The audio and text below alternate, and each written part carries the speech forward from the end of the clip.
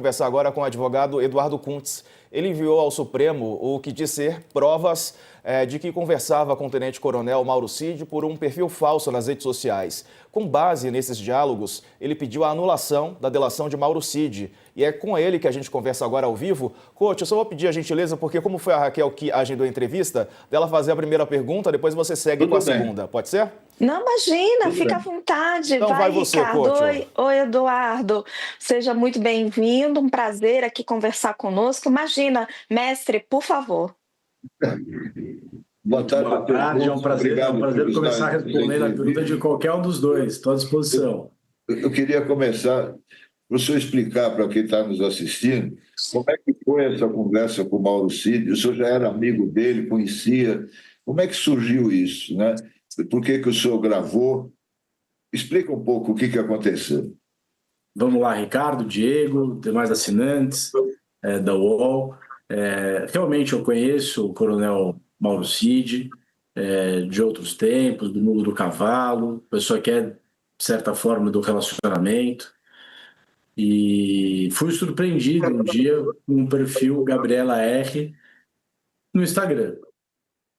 Tem sido comum hoje, por conta da tecnologia, a abordagem de Instagram, LinkedIn, WhatsApp com número que você não conhece, de possíveis clientes. É normal isso. Então, abriu a conversa para saber com quem que eu estava falando. Houve uma breve ligação telefônica por meio do aplicativo. E aí, tudo bem? Como é que você está? Então a gente vai falando. E eu fiquei, sensação minha, particular, com duas sensações. Uma, de que ele talvez precisasse, quisesse, estava verificando a possibilidade de trocar de advogado. E por isso o contato, porque ele sabe que eu sou criminalista e é público advogado para diversas pessoas nesse processo. E outra coisa me deixou intrigado, sabendo que ele já tinha feito acordo de delação, de colaboração, que eventualmente eu pudesse estar sendo um alvo, uma vítima de uma ação controlada por parte dele junto com a Polícia Federal. E, por conta disso, eu tomei a providência de começar a registrar todo e qualquer contato, passando a fazer tudo por escrito ou mensagem de áudio, justamente para preservar toda essa prova e não se perder em nada, não sabendo o que ia dar. Eu não tinha ideia do que poderia acontecer, mas tive o cuidado de assim fazer para poder explorar da melhor forma possível, em defesa dos meus clientes, esse eventual teor de conversa. Raquel.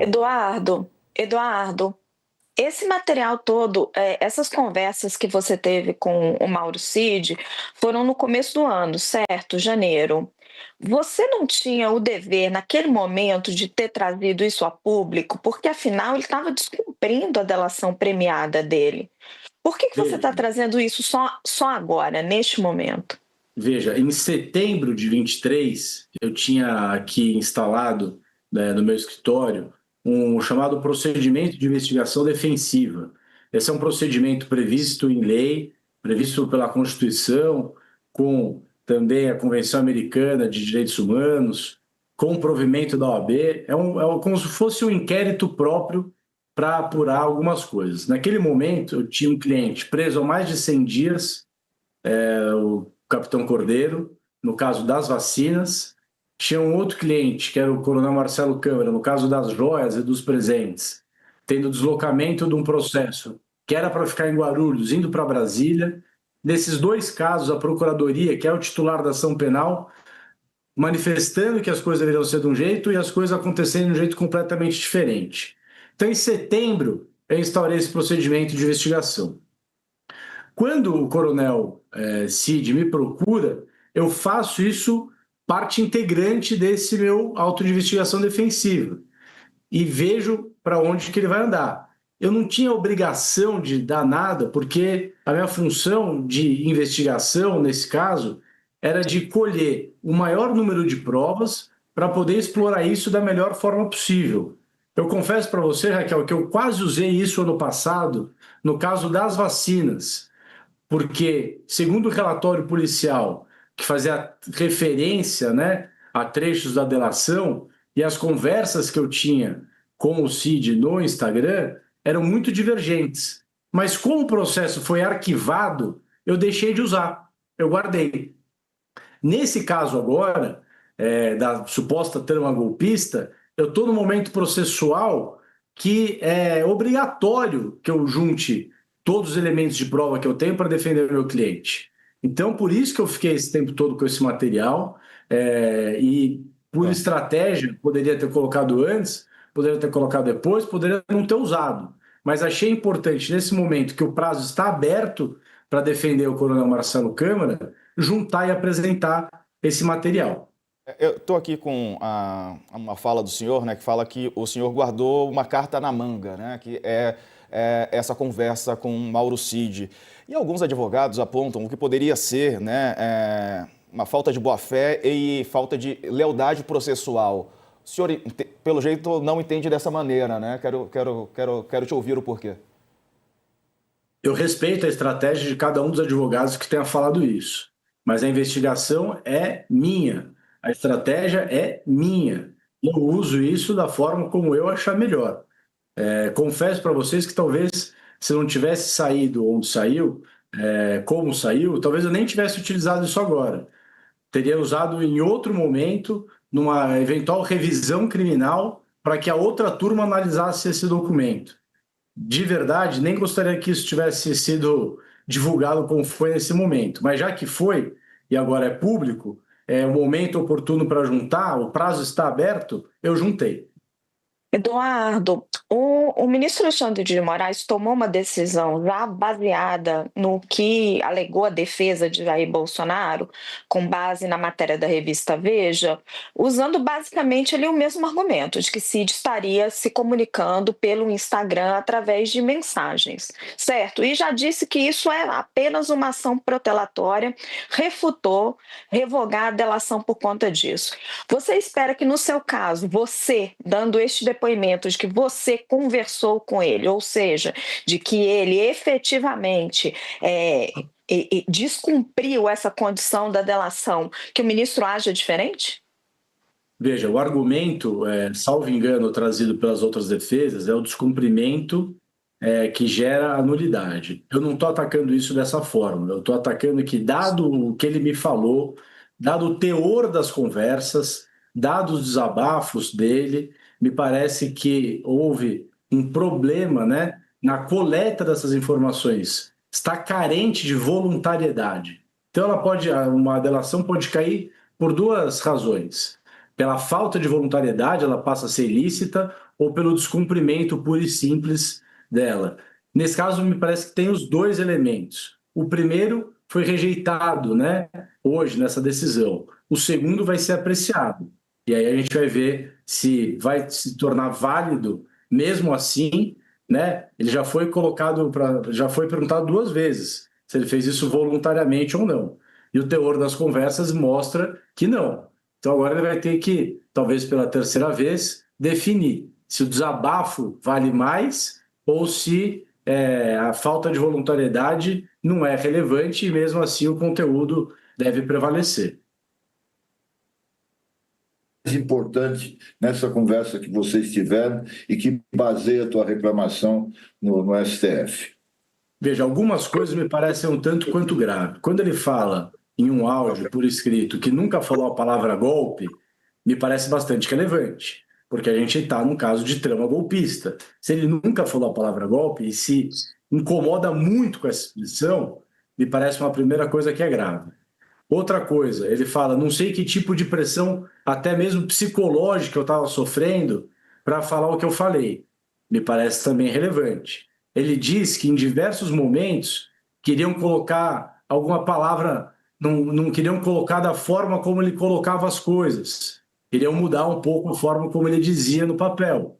Isso também me parece grave. Diversas são as passagens que, aparentemente, ele confidencia, desabafa, desopila as sensações que ele está passando ao longo desse processo. Esse conjunto de coisas me leva a ter também a sensação de que falta a voluntariedade, que está maculado o processo de colheita dessas provas. Eduardo, a delação do Mauro Cid ela é fundamental para a acusação do Procurador-Geral da República. Quando uma delação cai, não necessariamente as provas ou o testemunho que foi dado nela caem apenas os benefícios para o delator. Nesse caso específico, se ficar comprovado que Mauro Cid não deu a delação de livre e espontânea vontade, no seu entendimento, deveria cair também o teor da delação? Perfeito. Tanto o teor da delação quanto as provas dela derivadas ficam prejudicadas. É isso mesmo, Raquel. Perfeita a sua colocação. Mas e o que isso significa para o caso em si? Porque a gente percebe que dentro da estratégia de vocês, tanto sua quanto da defesa de Jair Bolsonaro, a estratégia toda é derrubar a delação de Mauro Cid. Por que derrubar a delação de Mauro Cid é tão importante? Porque, em que pese digam que tem outras provas que substanciam o que ele traz, ele é o centro nervoso de toda essa operação. Depois que ele foi preso, diversos são os anexos que foram criados para que essa operação fosse desmembrada. Vamos lembrar cronologicamente. Tudo começa com o caso, em tese, das joias, uma busca e apreensão, celulares apreendidos e computadores. Depois vem o caso da vacina, apreensões e prisão. Depois vem o caso ele já sendo ouvido, vem o caso dessa minuta golpista, prisões e buscas e apreensões. Então, existe uma corrente cronológica de desdobramento das coisas que demonstra que, se a gente der alguns passos para trás, a gente não poderia dar os outros passos para frente. É nesse sentido que a gente busca a nulidade da delação para que não possa prosseguir com as provas que foram colhidas depois desses depoimentos. Doutor, eu queria te fazer uma pergunta, porque como leigo aqui, o senhor como advogado pode participar da coleta de provas, né? Pode apresentar uma prova que foi colhida pelo senhor, e o senhor mencionou também uma possibilidade de eventual contato do Cid, sabendo da sua experiência como advogado criminal, para contratar os seus serviços. Tendo essa possibilidade em vista, o senhor poderia divulgar essa conversa, torná-la pública também? Veja, primeiro, eu tenho o respaldo do provimento da OAB 188 de 2018, da Constituição da República, do Código de Processo Penal, do Código de Processo Civil, da Convenção Americana que prevê a investigação particular como meio de prova, garantindo o exercício da ampla defesa. Então, estou totalmente respaldado para fazer esse tipo de procedimento. Além disso, na segunda parte da sua pergunta, ele, ao me procurar voluntariamente, não fui eu que fui atrás dele, ele que veio falar comigo e veio me indagar algumas coisas, perguntar, e óbvio que eu dei corda para isso. Mas eu, sendo advogado, contratado por outras pessoas, teria a obrigação, por falta de falha ética, de patrocínio infiel da causa, de não trazer ao processo elementos que possam contribuir com a defesa dos meus efetivos clientes. Repito, a questão da contratação foi uma sensação minha. Ele nunca depois consolidou em pedir para que eu advogasse para ele, em que pese ele reclamasse demais do advogado dele, e eu tenha colocado até em situação de prontamente me colocar à disposição. Numa questão de técnica investigativa, de estar próximo, de estar solidário, de estar com o ouvido gentil e acolhedor para que ele falasse o que ele quisesse. Então, eu não vejo nenhum tipo de problema, tanto na produção dessa prova, quanto na utilização dessa prova. Pocho. Entendi. O senhor falou agora há pouco que não sabia se era esse o momento de divulgar essas provas, né? Como é que elas se tornaram públicas? Como é que isso foi parar na Veja? Qual foi o caminho para que tudo isso viesse a conhecimento público? Uma boa pergunta, Ricardo. Eu adoraria saber, porque na minha estratégia era para ter usado depois isso. Eduardo, você mostrou essas mensagens, conversou sobre isso com Celso Vilardi, advogado de Jair Bolsonaro. Vocês fazem uma defesa conjunta? Desculpa te cortar, Raquel, me perdoa, não quero ser indelicado. Não, por favor, me corrija. Não, o que houve com o doutor Celso foi o seguinte: lá na segunda-feira, no dia dos interrogatórios, estávamos juntos no plenário do Supremo com todos os advogados. Ele me perguntou se eu sabia se o Cid usava a rede social para conversar com alguém. Essa foi a pergunta que ele me fez. E eu falei, com certeza, inclusive eu sou um dos que fala com ele. Olha aqui o perfil. E abri e mostrei para ele. Então ele já tinha essa informação de que o Cid conversava, utilizava de rede social para falar com outras pessoas. Eu apenas confirmei e mostrei que eu era uma dessas pessoas com quem ele conversava. Não tem alinhamento de defesa, não tem combinado de defesa, não mostrei para ele o teor das mensagens, mostrei o perfil só, porque daí ele poderia fazer a pergunta. Certo. A sua expectativa, então, é derrubar essa delação ainda, né? Por mais que essa decisão do ministro Alexandre de Moraes tenha vindo com esses argumentos e mantendo a delação. Veja, Diego, repito, o argumento aqui colocado é um pouco diverso. Eu espero que ele analise esse argumento novo e possa, com isso, proceder da melhor forma para que o processo fique sem nenhum tipo de mácula e fique garantida a justiça efetiva nessa ação penal. Raquel. O perfil Gabriela é da mulher do Mauro Cid? Veja, do meu lado, como eu posso demonstrar isso e comprovar? As mensagens de áudio têm a voz dele. Ele me manda conteúdos de imagem, de teor dele. Ele voluntariamente me manda uma foto onde ele aparece. Certamente a Meta agora que foi oficiada vai poder dizer quem foi que criou esse perfil, quem foi que apagou esse perfil, porque agora ele está apagado, qual que era o hash de e-mail para recuperar a senha, enfim, a Meta vai contribuir para esse tipo de resposta, mas eu fiz da minha parte o que eu podia. Eu coletei essas informações, repito, da forma que elas ficassem o mais preservadas possíveis e pudessem ser utilizadas, se o caso, como agora estão sendo. Eduardo, você vê algum risco para você, como advogado, de ter tomado essa decisão? Porque a gente sabe que em outros processos você já chegou a ser, me corrija se eu estiver errado, mas investigado, teve sigilo quebrado. Você vê algum risco para você, o fato de você ter tomado essa decisão, de ter gravado, de ter trago isso ao público? Veja, eu não posso me acovardar dado uma coisa importante que acontece. Eu repito, estou absolutamente tranquilo e seguro de que joguei usando as ferramentas que estavam disponíveis.